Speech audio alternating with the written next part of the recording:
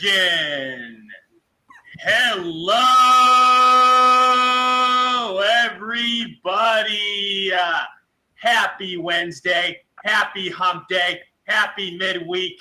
Thank you for tuning in to another episode of TheNexGen Live. I'm Rory Sauter. Joining me is George Landreth. We have Brian Perez. We have Greg Merck. We have Matthew J. We have Gabe Foley. We have Tony Rodriguez. Gentlemen, fellas. It's been quite the week so far in the media. A lot to address, a lot to establish. Greg Merck, I'm going to go to you first. Well, as I always say, it seems on the show, Groundhog Day, you wake up and nothing's really changed. Geopolitical situation is in chaos. Now we're adding a war in the Middle East to the war in Ukraine. The economy continues to sputter along and spun by Bidenomics, the success of it, when really we are an abject failure. And the people are finally waking up. I think as the election goes on, I think the people are really fed up with the promises that were not kept with this administration. So just more of the same. I will say, though, if you follow the numbers, the gross domestic product numbers, when they came out last month, we had a GDP of 4.9 in third quarter. Well, it was revised up to 5.5, and everybody's or 5.2 rather. Everybody's cheering that, but what they don't realize is 5.5% of the GDP is due to government spending. So were it not for government spending, we would have contracted 0.3%. So anybody that thinks that this is a healthy economy, that we're going to avoid a recession, is not only naive, but more than likely ignorant. I hear you. It is bad stuff going on right now with economics, with the market. There's so many new articles coming out. The Fed governor just said that they will be raising interest rates again. Did you hear that too, Mark? Well, I mean, he said he's left the door open if inflation doesn't come down. Well, inflation isn't going to come down, but if they raise the rates again, I can promise you that this market's going to collapse. It's already falling. It's in a free fall, and the banks are in serious trouble, and that's not what they're talking about. I mean, last month they took out of the that bond program, the emergency bond program that the Federal Reserve, where they're basically giving these small regional banks face value for their bonds so they can shore up some cash for people's withdrawals, because people are pulling their money out of banks to put it in mutual funds and getting their 5.5%, and pulling it out of these 0.25% banks. Well, they took another $114 billion in loans last month. So this new program, it begins to swell. It's more, not only have they monetized the debt, but now they're monetizing the bank losses, and it's all going to be on the back of the U.S. taxpayer. So it's the doom and gloom that you're not going to hear in the mainstream media, certainly not on CNBC or even Fox Business for that matter, certainly not Bloomberg, with rare exceptions. But those who are willing to tell the truth are telling a very different tale than the one you're hearing from the government. Right, and the Federal Reserve Governor, Michelle Bowman, is who I was referring to. She said on yesterday, that she expects the central bank will have to hike rates further to bring inflation down to its 2% target. Yeah, well, the other Feds are saying that, and most people, Jamie Dimon, Ackerman, a lot of the financial guys are expecting and pricing in a rate cut by next May. So I doubt very highly that the December meeting they're going to raise. If they do, I would be very, very surprised. But if you look at the market has been responding to the idea that they're going to cut rates. That's why you've seen the market going up. And you also see a move in gold. Gold is approaching its historic high. And the reason for that is because they expect rate cuts. Rate cuts mean more inflation. And I don't see them raising rates, but I do see inflation going up. But I don't see them raising rates because it's really going to implode the economy. And Greg, it says here the average U.S. household needs an extra $11,434 per year just to maintain the same standard of living they had only a few years ago before inflation hit record highs under the Biden administration. Think about that. People need an extra over $11,000 a year just for, just to maintain, just for standard basics. You know, in six-figure salaries, people are making over $100,000 a year are finding it difficult, and many of them living paycheck to paycheck. Now, think about that: $100,000 a year, and you have to live paycheck to paycheck. That's extraordinary. These are extraordinary times, and it's going to take extraordinary measures to fix it. Unfortunately, I don't think Washington has it in them. And there's a new report out: Happy Meals at McDonald's going for almost $20. $20, yeah. That's crazy. I don't know what's so happy. Why would you even that. buy that? Why would you even buy it anyway? Like that's no, a Big Mac meal is going for like nearly $20, but that's ridiculous. That's still very ridiculous. Crazy. Well, when you got that pay the employees $15 an hour, that's what happens. I just don't understand how with credit card debt being at over $1 trillion, how the commercial real estate market is about to implode like we've never seen before. Yes, sir. All of the foreclosures that will be coming anytime with the real estate residential market collapse, because, you know, they will not be able to sustain with the way things are looking. And we've talked about how it's going to be worse than the 1930s. Yes, sir. Absolutely. I agree. What I said all along. Heard Bidenomics is working great. Yeah, Build Back Better is working for everybody else. It's working. No, it's not, idiot. George, your thoughts? Well, I was being sarcastic when I said it's working. I think you don't even have to be an economist. I mean, sometimes having economic training would help you understand what's going on, but you can just kind of casually glance around and tell that things aren't going well. You don't even need to have had Econ 101. All you have to know is that the money you used to be able to spend at the store isn't going very far. That the fact that you're now poorer than you used to be. You don't need a degree to know that. And that's where we're at. And it's kind of amazing because the idea that having $100,000 in your pocket would mean you're living paycheck to pay. It used to mean that meant you were kind of relatively well-to-do. I don't mean like fabulously wealthy, not like Elon Musk wealthy, but $100,000 used to be a lot of money. Yeah. And all of a sudden now it's not. And it's like, thanks, Joe. This is great. You're doing awesome. You know what? If this is awesome, I don't think I can survive awesome much longer. I just don't know what people are going to do. And all these people, so many of them are oblivious to the reality of how bad this is really going to be. I mean, they just think everything is going to be okay and it'll work out. No. It's going to get worse before it gets better. Hey, what's up, bro? You want to say hello? Matthew, any thoughts? Yeah, Rory, discussing about what Greg was saying earlier about commercial real estate and problems like that. Well, you saw during the height of the pandemic, you had people working from home, and a lot of companies just stayed with that. And now we're hearing the potential for Scamdemic 2. If that enters the fray again sometime next year, you'll have more commercial real estate being open. So this looks like it's going to be a problem with this for quite some time. And we saw during the scamdemic, 60% of small businesses closed and never opened up again. What's it going to be like with a repeat of that? I can only imagine. Yeah, it's a shame. I mean, Amazon obviously made big bucks along with some other pretty big corporations. But I think I had mentioned before in earlier shows that you can walk to any one of your local malls and you'll see all the small business.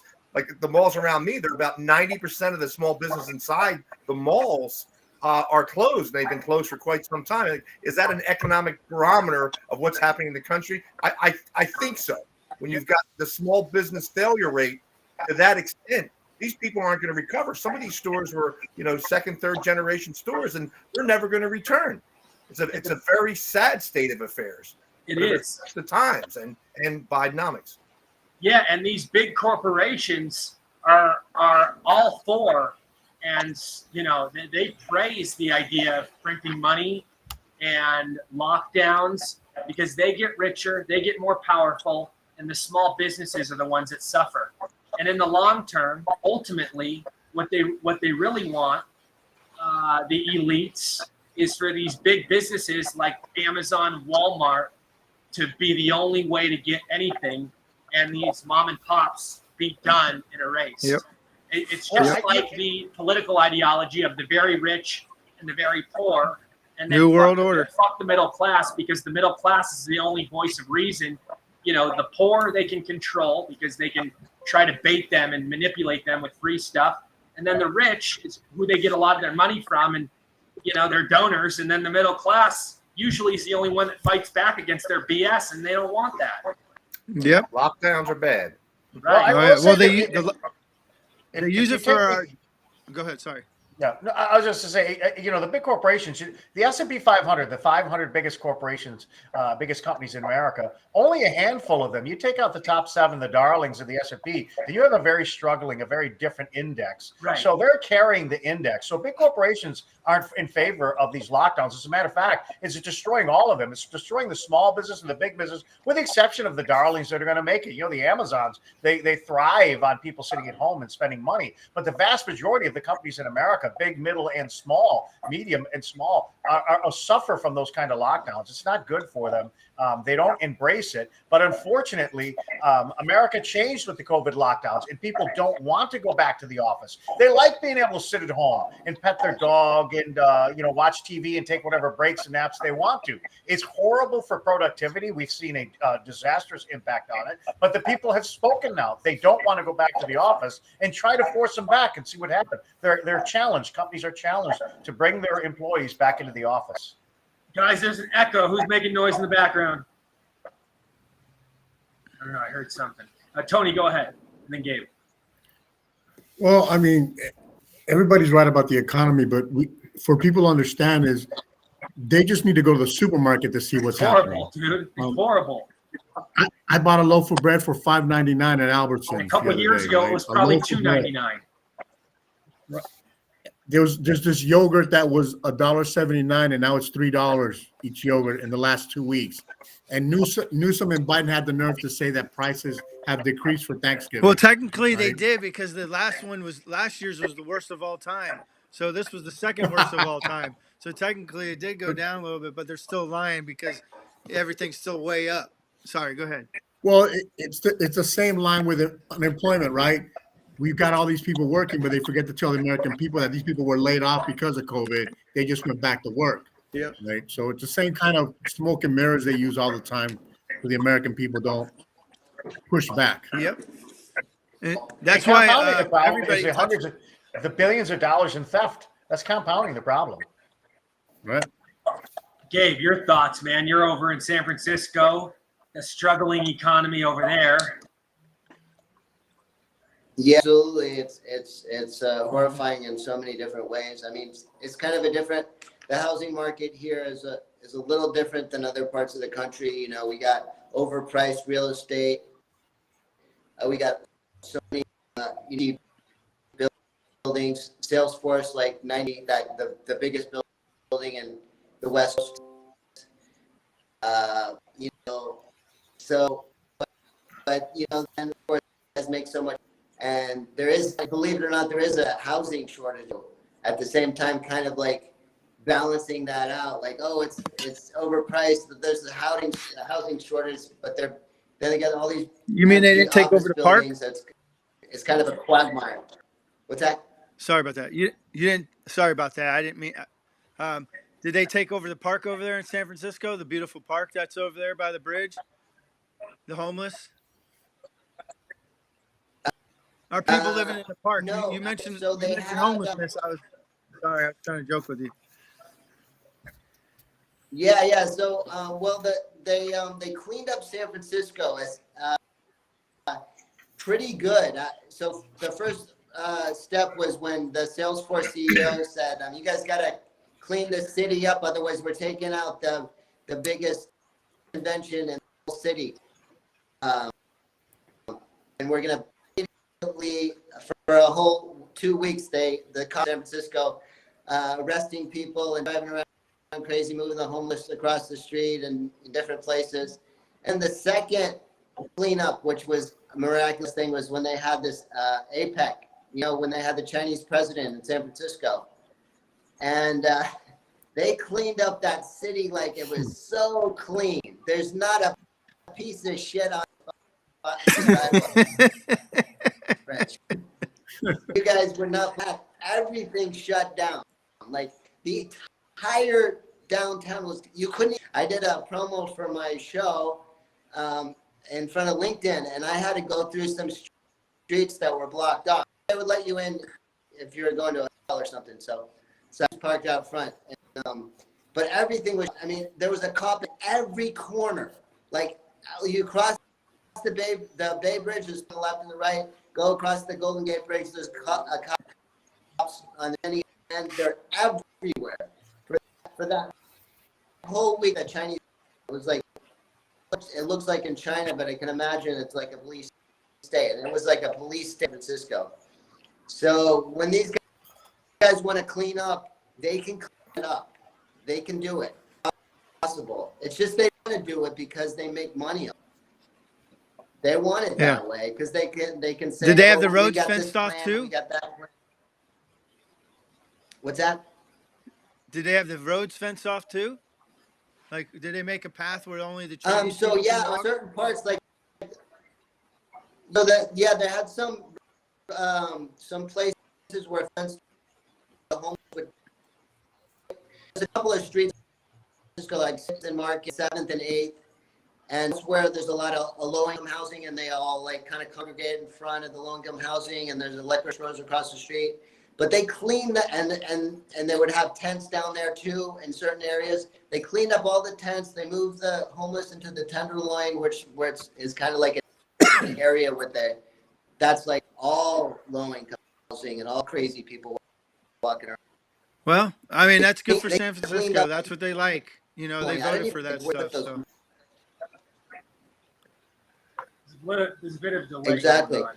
Clean it up they can, but they don't want to. They don't want to clean it up. Yeah. So it's Fuck yeah, the it's by Democrats, purpose. man. Well, they And that- that's and what they that- get. the They same get what thing- they vote for, the though. Thing with me. I don't know if they can hear me. Exactly. Yeah, I mean, not the economy, but like, you know, it's by Biden. It's like not that they're like bad at it, but they want to do that. You know, they want to like bring everything so that they can have control over everything. They bring it down and then they say, hey, let's go to Amazon, get your stuff don't worry, don't get your stuff down the street at this small business place. Just come to Amazon with you. The government and George, I Amazon wanna is the same thing, aren't that true? George, I want to go to you, and I want to get everybody's thoughts on this. You're a lawyer. You can probably give us a good idea of what's going on here. Hunter Biden's lawyer said he's only willing to testify in public before a House committee. Your thoughts on this, George?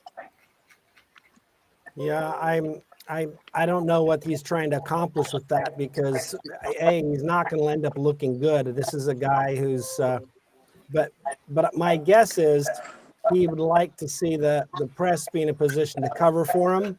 What is that? And if it's done privately, they have a harder time doing that because they won't have actually been there. Right. And I think he's used to. What's with the noise in the background? Hold on a sec. I'm gonna figure out who. Yeah, that's. I wonder. Yeah, I don't know, but it continues to happen. Hmm. I'll keep listening. Everybody, Matthew, people keep listening in, see what's going on. George, go ahead. Well, I'm just saying, I think he's used to the Praetorian Guard, otherwise known as the Department of Justice, running interference for him. And so I think he thinks that if he's before Congress, he's got to find a way to get somebody into the room who can help protect him. And I'm suspecting that's the media. Because, I mean, it's obviously a criminal operation. And the real question is, there's no doubt that he's involved. And there's no doubt his father's involved, but the point of all this is going to tie the two together. And, you know, not that email doesn't already do that, not that photographs don't already do that, not that phone messages and other text messages don't do that. I always find it funny. People say there's no evidence. It's like, really? So, what's all that stuff I just described? You know what I mean? There's a boatload of evidence. everything from banking records, banking drafts, all this other stuff, direct testimony from whistleblowers and others, and yet somehow there's no evidence. And that's how you know you're talking to people who are either insane or liars.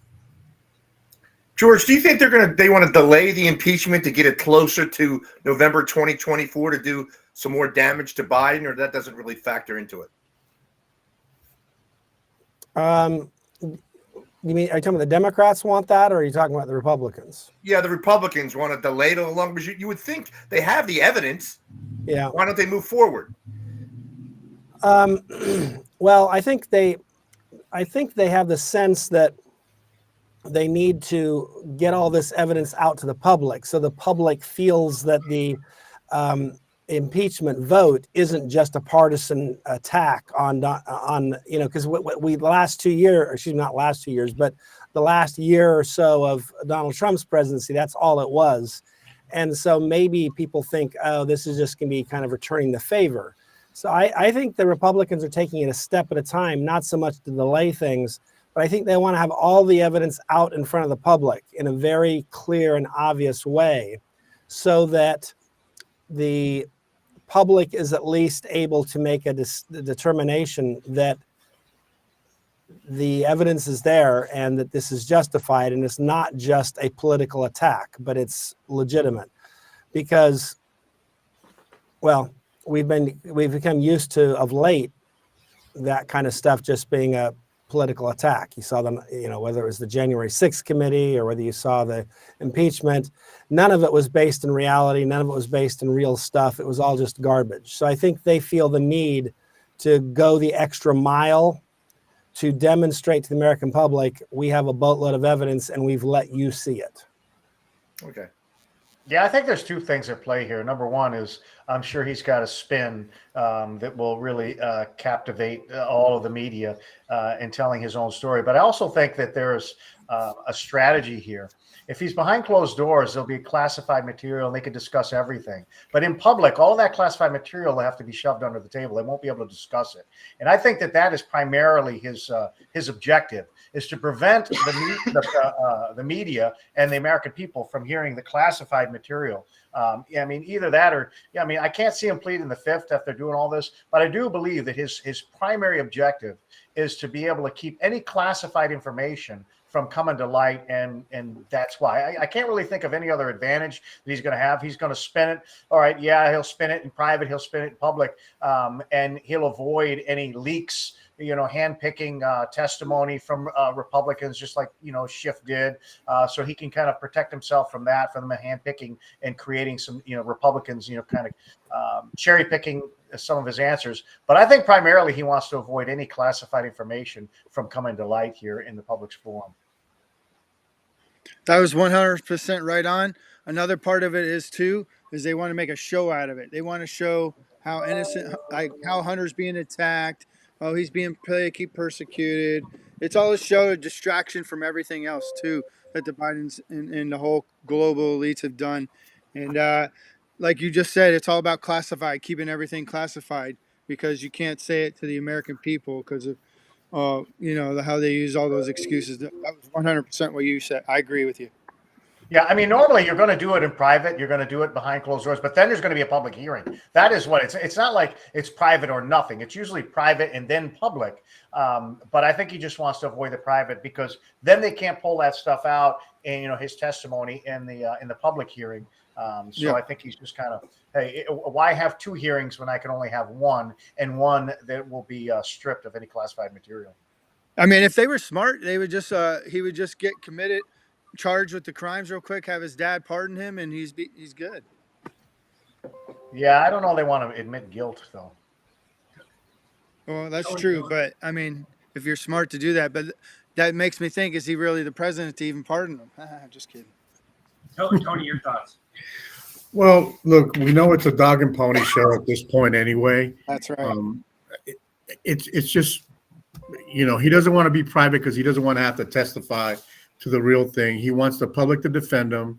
And we have, I would say, good support from some of the American people on the far left will support it no matter what. Doesn't matter what evidence we have. We've already shown it, and nothing still happens. So Yeah, but I don't know if that's going to happen. I don't know that he would avoid that or curry that with the public. Yeah, people are going to support him. That would happen anyway. But it's not just, hey, I'm going to do this in the open. He's going to have to do it in the open eventually anyway. Right. I mean, that's a foregone conclusion. He's going to do it. So the motivation, I don't think, is, hey, to put it out there so he can, curry favor with the left. Look, they've been defending these people for the last 5 years. So at last 40 years. I honestly think that he wants to avoid really getting into the nitty gritty, the stuff that is deep down into the classified material. He doesn't want to put himself in that position because when he testifies in closed doors, that then comes out into the public forum, and it's just one way of avoiding it. Look, the guy's got smart lawyers. He's not smart, but he's got smart lawyers, and they know what they're doing on this. So yeah, thank God that judge caught what they were doing, because if not, it would have been all over. Gabe, you got any thoughts on good old Hunter Biden? No sound, Gabe. Hunter's a pedophile, he's saying. No, I'm just... Okay. Yeah. Yeah. My mic was. Somebody said it was a dog and pony show. I would say that's accurate. It's ridiculous. I mean, nothing's ever gonna happen really, but it was so ridiculous. All the things that came out that Yeah, I mean, I don't know. Maybe the left classifies as dog and pony. This is serious business. I mean, the Republicans aren't just pulling this out there. Look, if you cannot indict somebody like Hunter Biden, then you can't indict anybody. I mean, if you can't impeach somebody like Joe Biden, then you can't impeach anybody. They didn't do it to Hillary Clinton. Well, but my point is, this is not a dog and pony. Hey, let's just throw this out and make them. It's a dog and pony show. This is serious. It is a dog and pony show. It really is. Well, I don't think it is. Not for the Republicans aren't going to do anything. They don't have the balls. I agree with you, but when I say dog and pony show, it's because the way they're approaching the whole thing, right? Let's make the decision. Let's do it publicly and privately. Let's just do it both and get it out of the way, right? Well, look, the people want to see it anyway, so good. I mean, the American people want to see it. Yes. We don't like closed door meetings anyway. We just unfortunately don't realize that there are reasons why they're closed doors, because there's a lot of secret, classified material that's discussed. Right. But a dog and pony infers that implies that this is not really serious. I'll tell you, the Republicans are serious, and if you cannot be serious about this kind of criminality, then you can't be serious about anything, and you ought not to try to bring anybody before Congress. I agree. I want to bring up, while we're talking about law, George, I want to bring this up to you. Special counsel Jack Smith demands Twitter give info on all Americans who interacted with Donald Trump. According to a new report, special counsel Jack Smith, in a search warrant sent to X, formerly known as Twitter, requested a vast swath of information about the account of former President Donald Trump, as well as information on the millions of accounts that interacted with it, even those that liked a tweet by Trump in the time frame of October 2020 to January 2021. The heavily redacted search warrant requests a list of all users who liked or retweeted posts from Trump between October 2020 and January 2021. I'm definitely in there, including I think we're all screwed. And include all associated logs and metadata, which could cover location data. This extraordinarily expansive request would result in data on millions of Americans users being turned over to the DOJ. Twitter initially delayed complying with the request, per the New York Post, resulting in a $350,000 fine levied against the company. The warrant also requests all IP addresses associated with Trump's account and a list of all the devices used to log into it. This means that any staffer or aide who logged into the account would have the information divulged to the special prosecutor. All information on Trump's Connect and notification tabs was requested, as well as all search history, blocks, mutes, and even draft tweets. Holy shit, man. They're not playing around. George.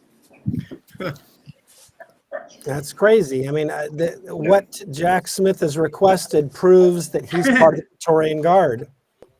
and it proves that he's a criminal. We actually have Right. laws that say if you use the power of government to purposely violate the constitutional rights of other Americans, that's a crime. And that was used, for example, during the civil rights era when you had, I guess the stereotypical case was maybe there's some sheriff in some, jerkwater town that was going after minority groups or those who were trying to register black voters or something, right? And that was, you could go after them. That was a crime. They couldn't say, I was just doing my job, man. Sorry. Nope, you're not. And so bottom line is that's Jack Smith. Jack Smith is a criminal. Jack Smith needs to be disbarred. He needs to be removed from office, and he needs to go to jail. He has to serve time in a jumpsuit. And so these are, and unless we start doing that to these people, they'll keep on doing this crap. The only way to get us back to being a constitutional republic is saying, when you start to essentially weaponize government and violate the Constitution openly and freely, then we're going to punish you, and we're coming for you, and we're going to bankrupt you, we're going to imprison you, and we're going to, these people need to go down in history as villains. We have to destroy them in every conceivable way so that future people like this go, yeah, I don't want to do that because I kind of don't want to be recognized as America's, totalitarian, as America's Joseph Stalin or something. So I think it's important that we go after these people. It's not enough to simply, once the next election is over, for them maybe to be demoted or something. That won't be enough. He has to go to prison. He has to be bankrupted. He has to lose every dime he has. He needs to be out panhandling so he can eat his next meal. That's what has to happen to him. Tony. I mean, everybody's right, but until we get rid of the current leadership, nothing's going to happen. Everything's going to get delayed. Everything's going to get pushed back. And I'll say this: I don't think Biden is going to be president this time around, but I don't know if Trump's going to be president either. It's kind of a toss-up as far as I'm concerned. You have a Newsom? I still think it's going to be Newsom, Slicky boy. Gruesome Newsom. For sure, they're grooming him for that it. could. He'll be. That's DeSantis a reality, tomorrow. Tony. It's not something we wish for. I think in a lot of ways it'd be worse than Biden. I mean, how could you ever get worse than Biden, right? But this would be worse because it'll be worse, and he would whoever put votes for him is going to China's regret it. curriculum. He would put China's curriculum into the United States curriculum. That's how he would, go about things. That would be the agenda. He'll do to America what You he's done saw to what he did in California. San Francisco, right? Yeah. He cleaned up the streets and put all the Chinese flags throughout the streets. Not very many American flags. Right. And, out of all the governors in America, he has the closest relationship with China. He has implemented the most of their policies into California. And think about him as the president of the United States. No, I don't want to. But And he's slick enough. he just met with to convince people to vote for him. Oh yeah, he's a smooth Well, talker. He's a used car salesman. A lot of the ladies think he's Tony. a good-looking one. Oh. Yeah. Tony, you're going to finish off there. You're saying No, something? I mean, what I'm hoping for tomorrow that he gets exposed by DeSantis, since it's going to be nationally televised. If DeSantis doesn't tear him up, then I don't even know what to say anymore. Because he's got enough evidence to show the nation that California sucks ass. Right? It's a wonderful state. You got everything here, everything you could ever want. It's the best in the union. The only downfall is the cost and the politics. If those two things were fixed, everybody would want to be here. I agree.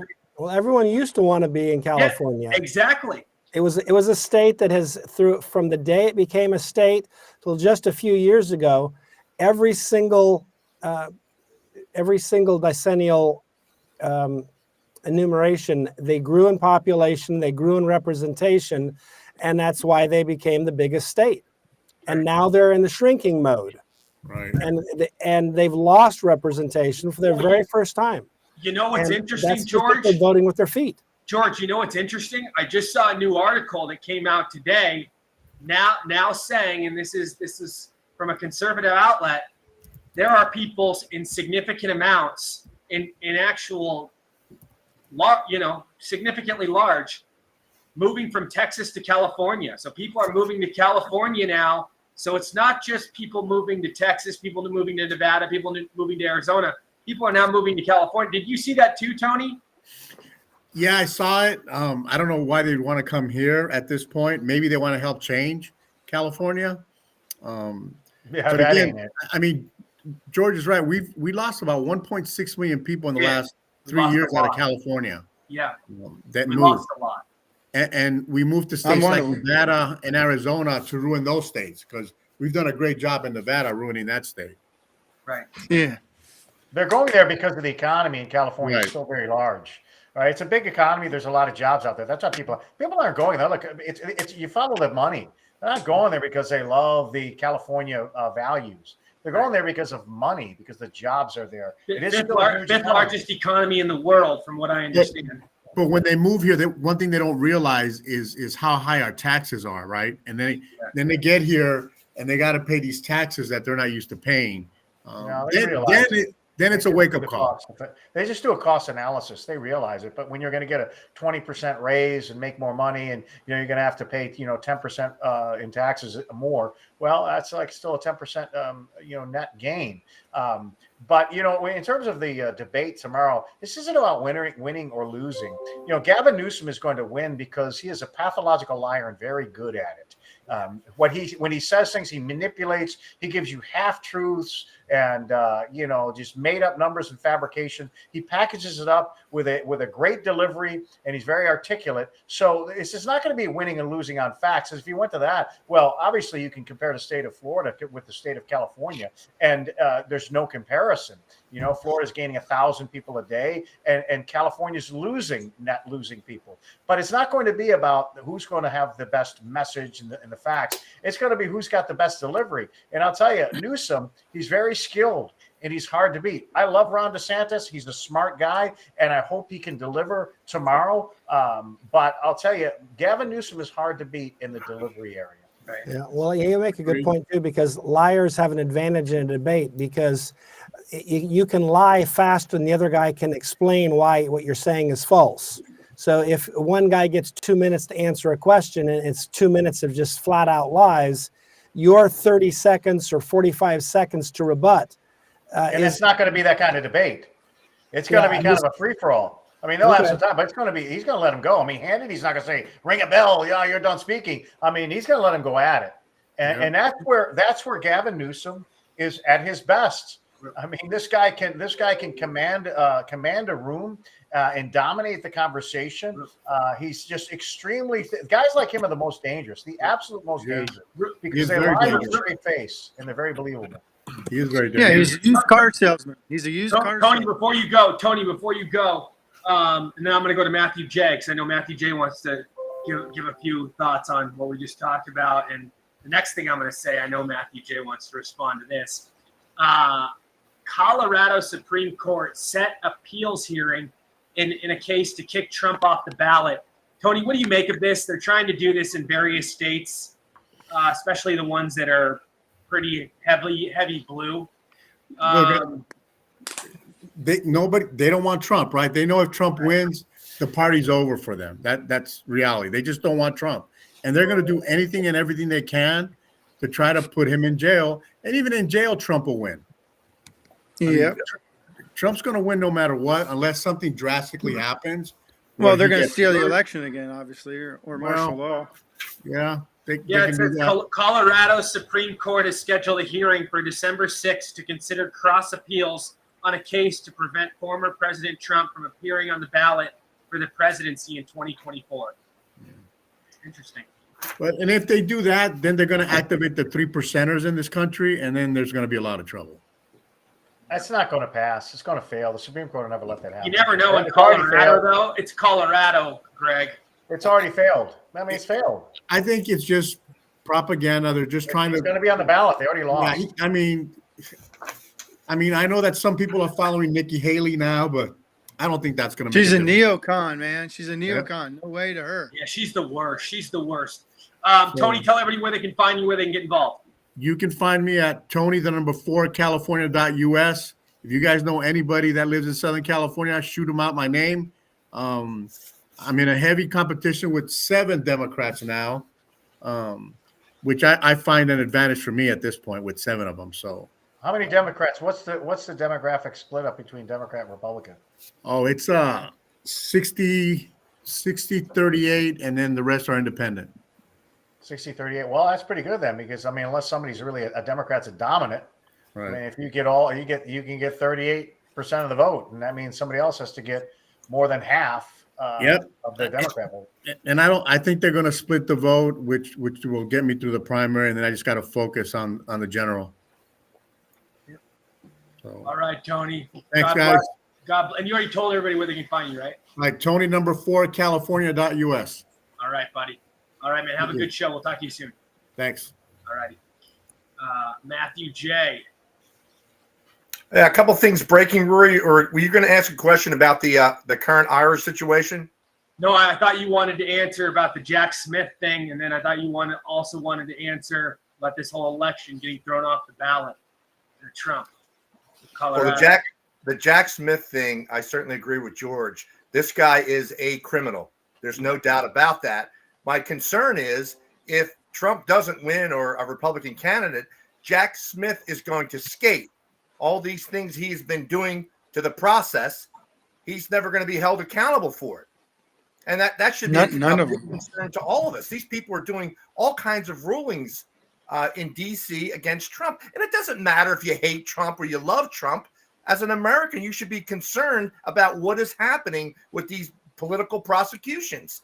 Right. This, and the Democrats think that this could never happen to them. Right now, they're controlling the ball game, obviously in D.C., to the detriment of the country. So These people really believe it, though. I mean, the American people are believers. They really believe that Trump led this insurrection. They really believe that Trump is guilty of all these things. So, the American people expecting them to say, well, this could happen to me. Well, they really believe it. They really think I agree. And this is the power of the media brainwashing and manipulating the masses. This is what happens. Yep. Yeah, I tried all these forces.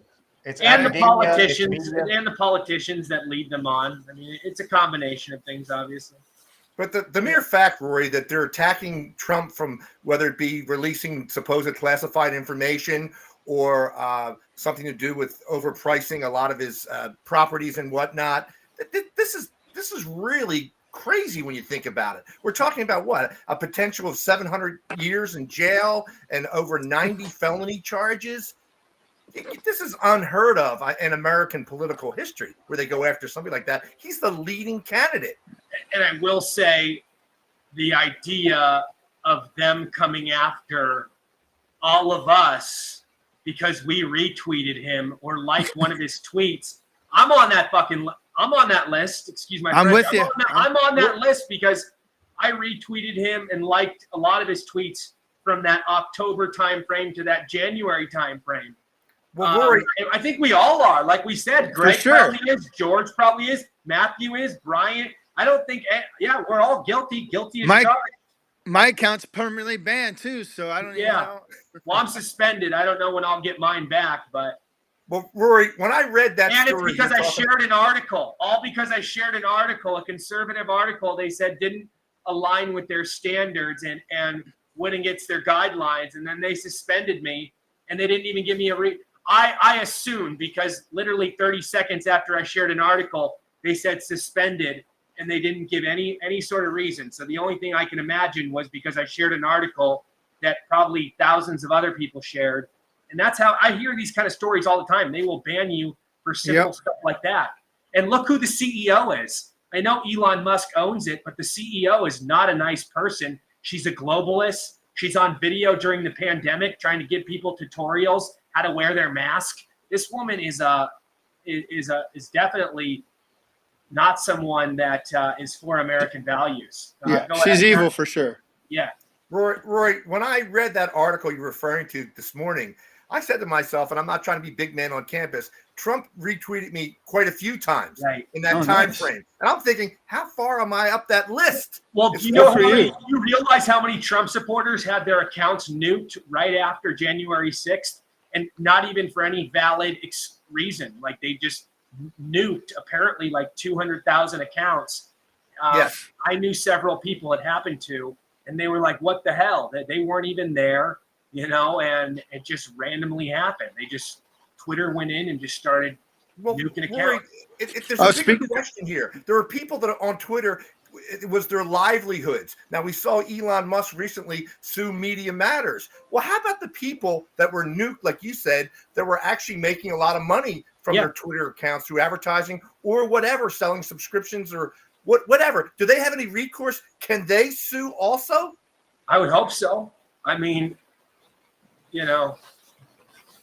it's just unfair. It's unfair. It's not. Yeah, it goes against what we stand for. Well, free speech is everything, wrong, Rory. so wrong. Free speech is everything, and we start losing that. Like big tech, obviously, is against free speech. Like you're mentioned with Twitter now X. How about YouTube and Facebook? They'll kick. Last year or a couple of years ago, when Kyle Rittenhouse was on trial, I put out Kyle Rittenhouse is a great American. They suspended me instantaneously, Twitter, for a week. Right. A Yeah, week for promoting violence.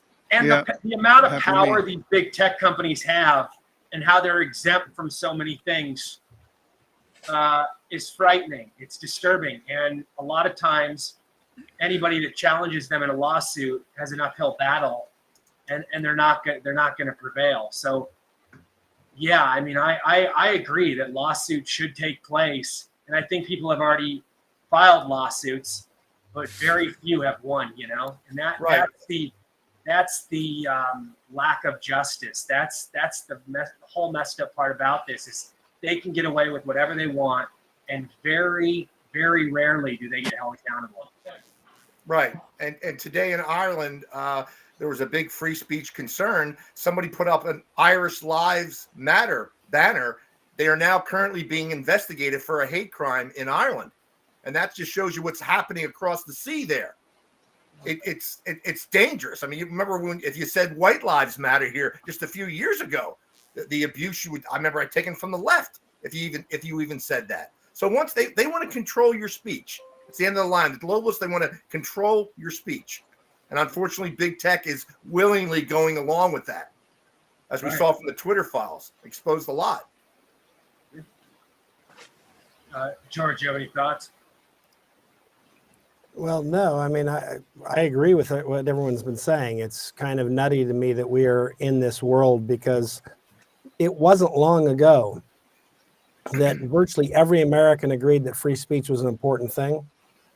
There was a time when people, would quote Voltaire about how, I may disagree with you, but I will defend your right to say it nonetheless. And now we basically live in a world in which you have to agree with me. And if you don't agree with me, you should be silenced. And it's like, that's crazy. What happened? That all happened in just like, I don't know, 5 or 6 years. Yes. We went from, so this is why I get I think it's hilarious when you hear people like Joe Biden tell us, oh, the Republicans, it's not your father's Republican Party. It's like, that's the biggest lie on the planet. The reality is someone like Ronald Reagan, who was the nominee essentially a generation or two ago, could win the nomination in today's world. Okay. But you know who couldn't? Jimmy Carter. He wouldn't be crazy enough. Now, I know he was a horrible president, so I'm not defending him. I'm just saying he wouldn't be insanely leftist enough. I would argue that the 2008 version of Barack Obama could not win the nomination in today's world. Because he was, he was against gay marriage, and that would be automatic. automatic. Biden opposed, black he opposed integration in the schools. He opposed open borders. He wanted to secure the borders. I mean, these people. Yeah, the Democrat Party today is wholeheartedly given over to the Marxist ideology. I mean, make no mistake, they have been hijacked by progressives and Marxists. And that is the identity of the Democrat Party today, though this is not your grandfather's party by any stretch. As you were saying, George? Well, that's my point is that exactly. It's not your the Democratic Party today is not the Democrat Party. Like I can remember, family members years and years. I mean, this is a long time ago, but someone like they were friends with Harry Truman, and they probably voted for him. I don't know if they did or not, but I have some family photographs of family, relatives with Harry Truman, and in today's world, those same family members would not have their picture taken with Gavin Newsom or Joe Biden because they'd be like, sorry, they stand for everything I hate. So, the party's changed dramatically. It's become a leftist, it's basically a totalitarian party. They're for totalitarianism. It's not that they're just leftist. They are totalitarians at heart. And they've demonstrated that in very clear and unmistakable fashion during the pandemic. Right. Yeah. Great. Breaking news: Henry Kissinger is dead at 100. Just broke about 5 minutes ago. Oh, he wanted to beat Munger. Wow, he Charlie made it. Munger died. Yeah. That guy died too today. Warren Buffett's side. 99. Oh yeah, 99. Yeah. Hey, speaking of dying, did you guys hear about the guy that died in Governor DeSantis' hallway outside of his office recently? He was Wait, working what? the election fraud cases in Florida. Yeah. I forget the guy's name, but they talked about it today. How this guy that was on the staff was dealing with the election fraud, and he died in the hallway of Governor DeSantis' office in Tallahassee this week, or the past couple Can only weeks. imagine the conspiracies are gonna emerge out of that. And Matt, you just said breaking news: NYPD battling pro-Palestinian protesters at Rockefeller Center. Yeah, New York Lori, City. I was watching. Yes, I was watching the video as the program was progressing here tonight, and I'm telling you, there were some serious exchanges between NYPD and the protesters. I'm talking about full punches. Well, they weren't going to tolerate. They said they came right out very publicly and said you can protest peacefully, but if you get out of hand, if you're going to damage property or get violent, we will take it seriously. We will act. They said basically immediately and aggressively. Yeah, way to go, NYPD. That's great to hear. The big problem is you see that because of the illegal problem in New York City, the mayor of New York City is saying that the cash flow problem is so bad that the next academy class for NYPD has been suspended. That's hundreds and hundreds of officers. They've already have a manpower issue. They're going to have even a bigger one. So when these pro-Palestinian things, which may go on indefinitely, depending on what happens in Gaza, the NYPD is going to be taking a hit. Yeah, but I wonder what it's going to be like for New Year's Eve when all that's going on. All those protests, all those people demonstrations. Coming, You guys got to hear this. You guys got to hear this. And I talked about this yesterday on the show. This is crazy, crazy. New NYPD statistics show that 2,516 officers have left the force so far in 2023. Think about that. 2,500 officers have left in 2023 so far. Well, you can't blame them. The year's not even over. And this is happening all across the United States.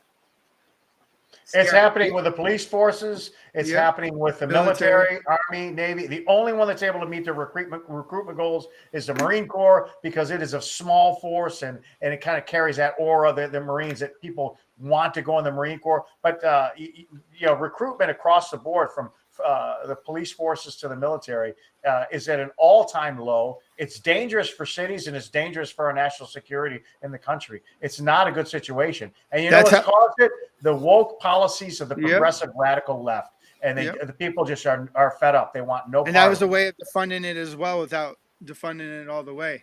Because you have guys that are afraid to make arrests, to be racially targeted, because if they're white and they happen to defend themselves or save somebody and you kill a black person, that white cop's going to end up in jail, for doing the right thing. So, you end up like Chauvin. I mean, and so why be an officer? Like as a veteran, I wouldn't want to be serving like in either system, the military or police, because you're already got one hand tied behind your back. You'll probably end up in jail if you even do the right thing. That's just So yeah, you can't blame them, and that's what you get when you vote for it. So I actually tried to interview the San Francisco small business owner that has properties there. He was in the news recently. I talked to him today. He goes, "Oh, you're a Trumper? I won't do an interview with you." I'm like, "Bro, I'm just trying to get your story out and let you know, like, there's many of us out here who are small business owners, and we need to stick together." He's like, "Oh, you're a Trumper." So I was like, "Dude, whatever. I hope you get what you vote for, and I hope your economy collapses you in San Francisco, and you're happy." Wait, before I know you're going to want to respond to this, Brian. We're going to close up here in a second. Okay. Jimmy Fallon's under fire for calling a trans actor Hunter Schafer Bud. Yeah, I didn't catch that. I watched that clip. Did you hear him say Bud? I don't remember. No, he said Bud, and the trans community is freaking out. Everybody's Like, when did he say it though? Like, Wait, so like in a nice way, like good job, Bud. Like not. I'll tell you exactly what he said. Okay, so he replied enthusiastically to something the actor, whatever, said. "Oh, Bud, it's unbelievable. This is really cool. Now you're in Hunger Games." Oh yeah, okay. So because Yeah, he called someone I Bud, didn't catch he it. got. I listened to it, but I didn't catch it. It was that kind of benign. I didn't, because I listened for it, and even listening, I didn't catch it. But he was just he was kissing ass to that tranny anyway. You know, it's funny because this guy bent over backwards to kiss this weirdo's ass, and now they're attacking him because he said Bud. They're so ridiculous. Well, Just give they eat their them own. enough time, they devour each other. Exactly. I mean, it's ridiculous. I'm glad he did it because I don't acknowledge trannies. Believe me, he didn't do it. He didn't do it as a slight. You're a dude. He didn't do it as a slight. Believe me, he's fully on board with the whole thing. I know he didn't. I'm just saying, I'm glad he did though because I don't care, man. You acknowledge what they are. You got a penis. You're a dude. You got a vagina. You're a female. Like kindergarten. He wasn't acknowledging that though. He wasn't acknowledging that. I know he's not. He would do that to he would do that to Brooke a chick. Field. Yeah, whatever. Yeah, I know. I'm just saying. I'm glad he did it though. I mean, I'm only glad in the sense that you watch how radical leftists and progressives devour each other. Exactly. Not because he didn't point out anything that we didn't already know. It's not like, hey, he's one of us. No, it just shows you how ridiculous these people are. Yeah, I know. I'm excited to watch them devour themselves. It's fun. I know George has got thoughts on this. Well, yeah, I think it's very George funny. thought she was hot. Yeah, I think it's funny stuff because what it really tells you is, and I think it explains why they have such discipline on the left. It's because they all know that at any moment you can be eaten alive. There'll never be a point at which you can say, "Hey, guys, I've been towing the line perfectly for so long. Cut me some slack." They won't. And I'm not suggesting we become kind of crazy where we just eat each other up just because somebody says something we don't like. But this is the extremism of the left. I don't know that I would call that on a daily discipline. basis. I don't know that I would call them discipline. It's chaos. When truth is supplanted by imagination and when fantasy replaces reality, you get chaos. This is the chaos of progressive. They don't know what to believe. I mean, I don't mean disciplined like order. I just mean disciplined like if you step out of line, we're going to hit you and we're going to hit you hard. That's all I mean. And that's what they do. That's what I'm not. But you're right. They're not disciplined in the sense that they have structure, that they have any sort of, sense to things. I just meant that, on our side, we can have conversations. It's not required that we all agree on everything. We just kind of want to agree on most things, on maybe the most important things, the foundational things, but not for them. For them, they will punish you if you say anything that they can even conceive of a way to disagree with. And that's what I mean by discipline. I don't know, but they pick and choose who they punish. That's the thing, though. Of course. A crazy person is unpredictable. You cannot predict because they're just nuts. And the left is nuts. These are crazy people. So they hear somebody, tell you, they got a 5-year-old kid going to a Kansas City Chiefs game. He's got black and a red face, and his grandfather's Indian. And they're telling this kid, call him racist and blackface. They're crazy. It backfired. These are crazy people. Yeah, well, that's the left. Being a leftist means that you have a mental illness. Yeah, they're miserable. They're miserable people. They hate themselves. They hate life. They just want to make everybody else's life miserable too. It's true. And did you guys also hear about Target embracing transgenderism, hiring gay Cruella for marketing job? Listen to this. Target has reportedly chosen a man named Eric Thompson, who goes by Gay Cruella on social media, as the company's senior LGBTQIA plus segmentation strategist and Pride lead, despite seeing its sales decline over its Pride-themed products earlier this year.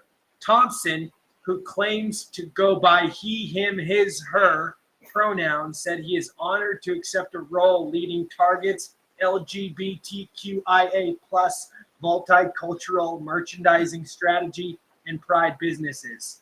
Thank God, Belinda. Girl? In an Instagram biological post, girl? in an Instagram post that was flagged by the popular Twitter account Lives of TikTok. Wow. Is this a biological girl? They're going to end up being the next Transheiser Bush. Wow, everybody go shop at your small business owners and local places. Target ever learn? Does Target ever learn or not? Does any of them? You know what's funny No. is the ESG, the whole environmental, social, and governance, which is all part of it, in the United States in the last 2 years has plummeted from $17 trillion in investments to $8 trillion. That just goes to show you the market cap of the decrease in investments. Globally, they've lost over $5 trillion. So it is a losing game. If you want to play the woke, you want to play the trend, you want to get on this bandwagon, the whole ESG thing, you are destined to fail. The companies are realizing, they're waking up, and pension funds and investors, they're realizing that this is a dead-end street. This is not something to invest in. It doesn't work because it's not based in fundamentals. It's not based in analyzing a corporate structure and whether this is a company that's going to succeed or fail. It's based on feelings. It's based on emotions. It's based on opinions. That's not a winning strategy in investment. The last thing you need to leave your emotions at home, completely dissect them out of your investment strategy. Otherwise, you will fail, and you are not being a fiduciary for the people that you're investing for. Look at Walt Disney, right? Look at Disney. The movies, they all suck. They still put them out. Disney, they lost $750 million in the past year with their. Well, I'm not just talking about stock prices that are plummeting. I'm talking about investments that have taken out because you've got No, I'm talking about Disney's movies. But Biden's vetoed a Republican law that says that you can't force people. It was the ESG thing. He vetoed it, and it would sell. So they can force these companies to show and have to broadcast. And this is what they're forcing companies to do. They got to disclose their ESG investments. And but you look at the investments and how they plummeted. I mean, they've lost over 50%. From 17 trillion cut in half. Because you know why? Because people that are investing in these businesses based on ESG realize that this is a failing game. Emotions and opinions do not trump analyzing company spreadsheets and fundamentals. You know what? If you ever follow Hillsdale College, they put it in Primus a letter every month.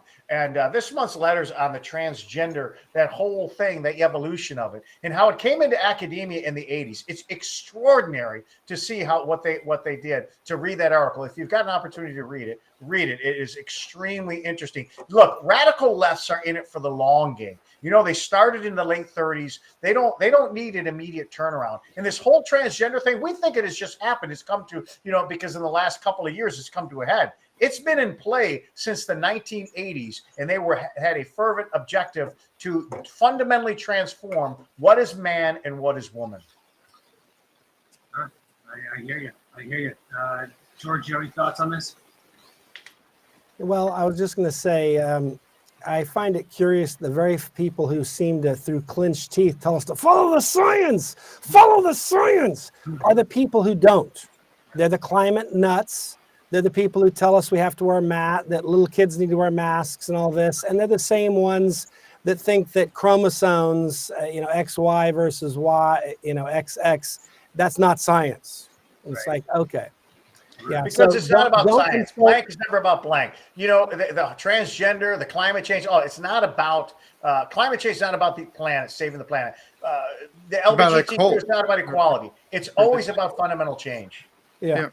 It's about taking over the. Yeah, I mean, it's just nuts. I mean, these people, demonic.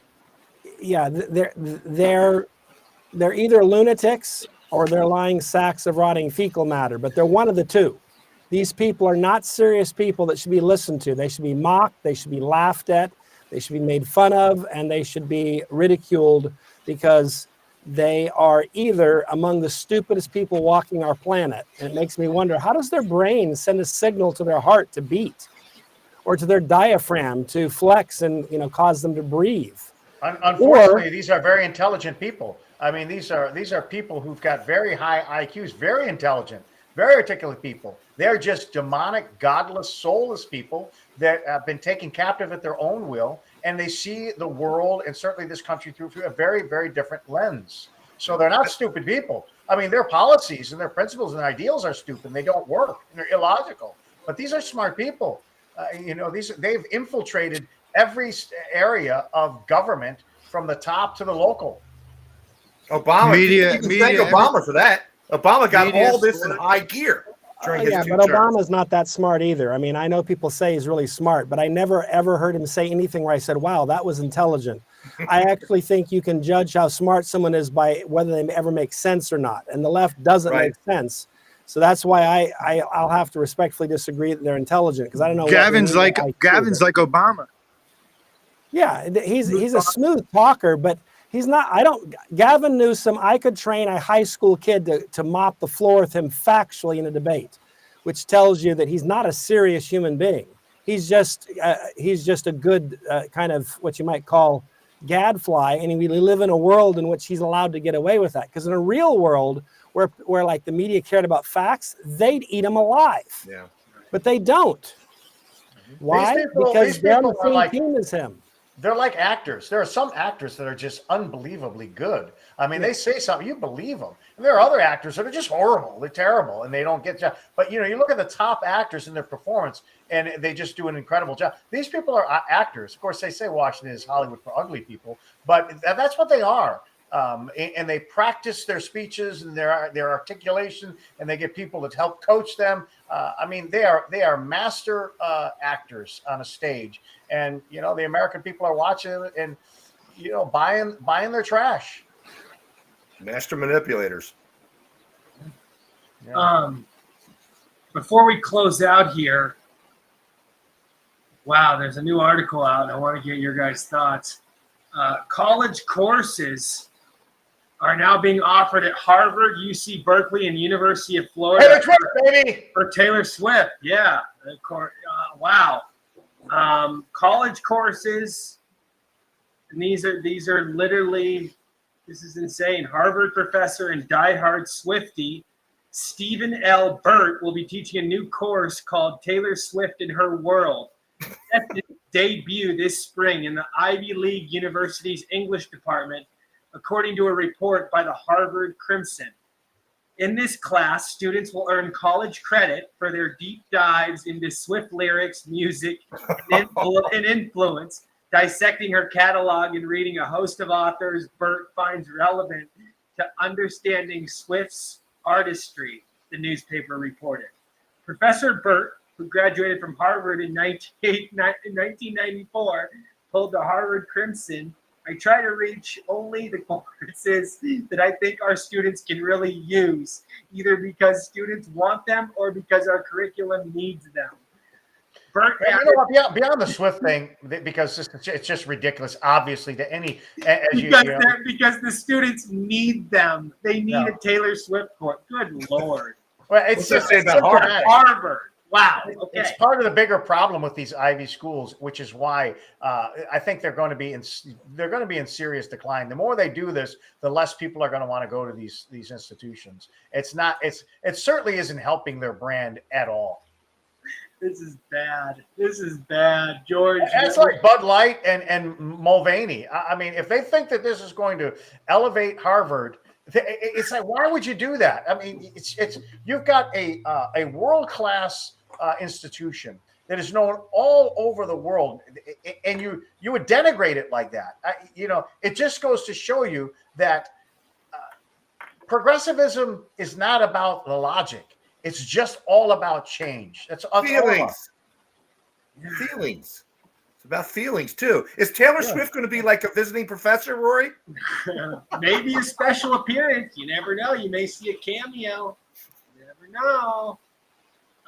George, what do you think of these Ivy League schools and their Taylor Swift Swiftie courses? I mean, I'm not the biggest Taylor Swift fan, but Me I've neither. got some Me neither. family members who like her music, Right. and that's fine with me. Right. But the idea that she and her music, if you're getting a degree in music, maybe you should, study her for, music. I don't know, but at a Ivy League school that's kind of focused on intellect, it's like, what? That's crazy. I mean, you might study all kinds of, the example would be, I think Jimmy Stewart was a great actor. And if you were going to an acting school, you might study Jimmy Stewart to learn how to be a better actor. You might study John Wayne, you might study Clark Gable, but I'm not, I'm really glad that when I went to the University of Virginia for law school, we weren't studying Jimmy Stewart or Clark Gable, because they don't have anything to teach us when it comes to some intellectual topic, because they were actors. They weren't, intellectual people. And I'm not saying they're stupid. I'm just saying, but it's just stupid. So I don't think we have to necessarily say that Taylor Swift's music sucks. It's just, that's a matter of taste, right? But the bottom line is, it's obvious that there is absolutely zero good reason to have a course of study based on her music. This isn't even fit for a community college. But if you look at any university today, any of them, and grad schools are very different. You start getting into, it's a whole different level of education, and you don't have these kind of electives in prerequisites like undergrad. The garbage, probably 75% of your undergraduate courses is just garbage, unnecessary. If you want to be an engineer, probably at least 60% is garbage. You should not even be bothered or encumbered with it. So this is just more of the garbage and the fluff that's in, modern academia. Useless. Before we close out, I just want to mention one more thing that really stuck out. A new poll came out. 1 in 4 Democrats are single-issue voters on abortion. I've been talking about this for a while. When you get these Democrat women that come out and vote, oftentimes they could vote just based on that one issue. It's so pivotal for them, and they live like that, with that mindset. Man, who cares? No, real quick. Let me read this. Nearly a quarter of Democrat voters say they would vote for a candidate based solely on their abortion position. According to NBC, 24% of Democrats said they would base their vote on abortion when asked if any one issue is so important that they would vote or against a candidate solely on that basis. And that's supposed to be news? No, listen. I mean, look, you go to hold on. The survey was conducted, and then the poll also finds that the highest share of single-issue women voters, 22%, say abortion is their top issue, according to the survey report. The second most important to Democrat voters is protecting democracy or constitutional rights, with 23% saying the issue could determine their vote.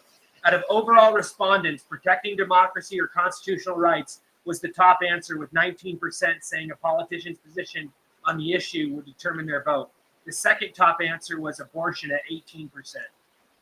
Which means all of nothing. The square root of fuck all, as I would say. Who cares? No, but I'm saying though that this could really make the point is it's completely irrelevant. Republicans, if that was a Republican article, if it said Republicans, 25% of women are saying they want abortion legal, then it would be an issue. But of course, look, abortion has been the holy grail of the Democrat Party for 40 years. All right, you go to any Democrat meeting or group or assembly, and when they talk, the loudest cheers come when they talk about women's right and choice and abortion. They talk about all kind of things, but the crowd erupts like no other topic when they talk about abortion. But who gives a damn? These people are not going to vote for Republicans. You think they're going to say, I'd vote for that Republican, but they're just too pro-life for me. They're never going to vote for Republicans. So it doesn't matter. They want to throw that out there. This is a part of the deep radical left agenda in the media. They want to throw that out there to kind of play Jedi mind tricks with Republicans. But a Republican that knows what his mouth says,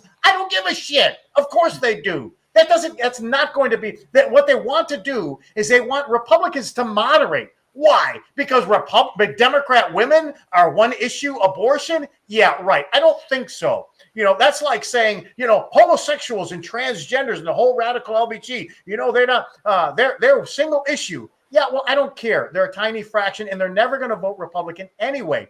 This article is designed to try to moderate Republicans. And I'll tell you, it's more their devious backdoor policies and to try to mind control and manipulate the way Republicans think. But I'm sorry, you want to gut a baby, you want to rip his body to pieces in the 9th month. You want to argue that?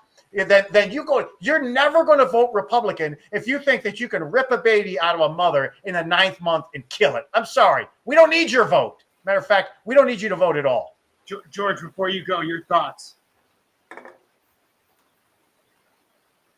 Well, I agree. I mean, I think this is kind of an odd issue that,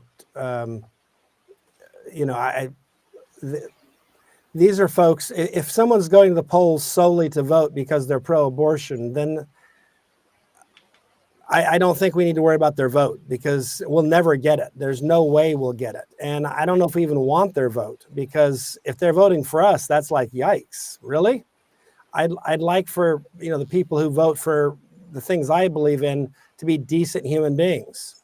And, it's like if you're for terrorism, if you're for ripping babies out of wombs, if you're for that kind of stuff, guess what? I'm not that interested in having you vote for me. And I'm not going to be held hostage by the claim that, oh, well, I'll never vote for you. It's like, well, good, because I'll never represent you. They were never going to vote you anyway. Yeah. Even if you said, unfettered access to abortion, I'm for that. You're Republican. They're never going to vote for you. Sorry. Leftist media is putting it out there that Trump is moderating on his pro-life stance. But I agree with both of you. You put that out splendidly. That it's propaganda. They're trying, like you're saying, we don't want that. We don't want that pro-abortion vote. They were never going to come our way anyway. But they are floating it out there to say President Trump has to moderate his vision of pro-life or support of pro-life. They're putting it out there, and it's bullshit. Like Greg would say, a Jedi trick or whatever. It's bullshit. That's right. But you know what? Suckers are going to fall for it. You listen to these Republican douchebags. We need to stop. This abortion. Now you're falling for it, hook, line, and sinker. Yeah. These aren't the droids you're looking for. Okay, move along. It's just nonsense. Read those articles, and I just laugh and think, listen, this is just more of the deviant nature of the media, and really, it's evil nature of the media. But, go ahead. So, cite all the figures you want about Democrats. They vote for a lot of things. Of course they do. They're never going to vote for a Republican. Matthew, anything else before we close out? No, that was it on the breaking stories, the Kissinger death and the near riot there in New York City with the pro-Palestinian demonstration.